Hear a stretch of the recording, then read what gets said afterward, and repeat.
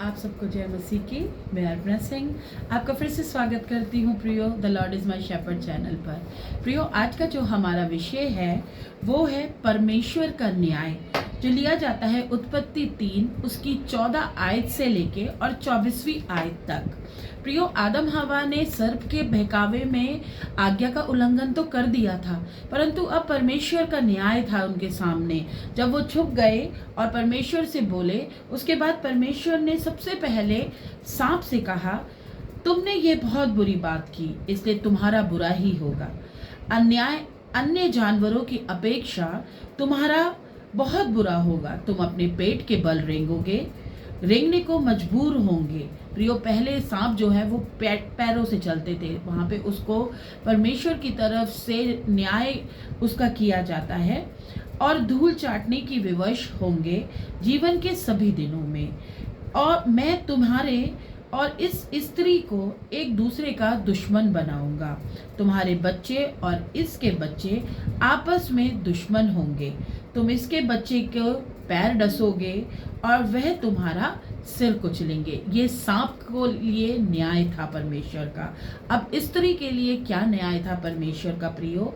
तब यहोवा परमेश्वर ने स्त्री से कहा, मैं तेरे गर्भावस्था में तुझे बहुत दुखी करूंगा, और जब तू बच्चा जनेगी तब तुझे बहुत पीड़ा होगी। तेरी चाहत तेरे पति के लिए होगी, किंतु वह तुझ पर प्रभुता करेगा।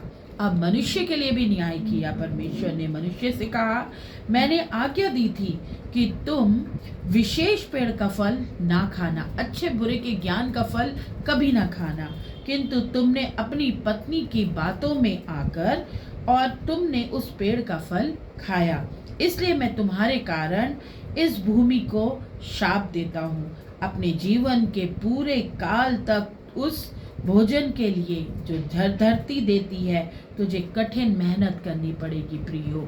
और 19वीं आयत में परमेश्वर ने इसमें लिखा है, बोला है कि इस धरती पर तू मनुष्य अपनी मेहनत की कमाई खाएगा। तू मिट्टी में अनाज उगाएगा और पसीना जब तक नहीं आएगा तू कठिन परिश्रम करता रहेगा, तब तक जब तक तू इस संसार को छोड़ के ना चला जाए। और उसके बाद जिस मिट्टी से मैंने तुझे बनाया तो उसी मिट्टी में की मिट्टी हो जाएगा, मिट्टी में पुनः मिल जाओगे।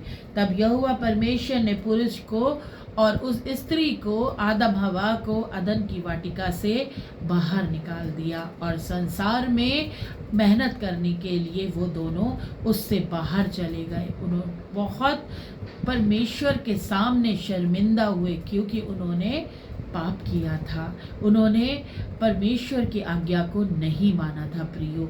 इस प्रकार का न्याय परमेश्वर का था प्रियो। तो मेरे को और आपको भी अपने जीवन में परमेश्वर की आज्ञाओं का उल्लंघन कभी नहीं करना चाहिए, क्योंकि वो हमारा पिता है।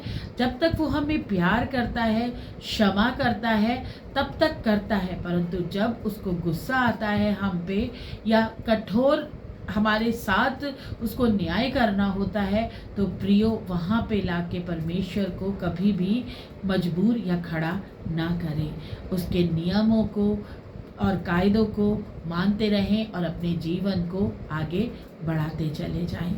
जय मसीह की।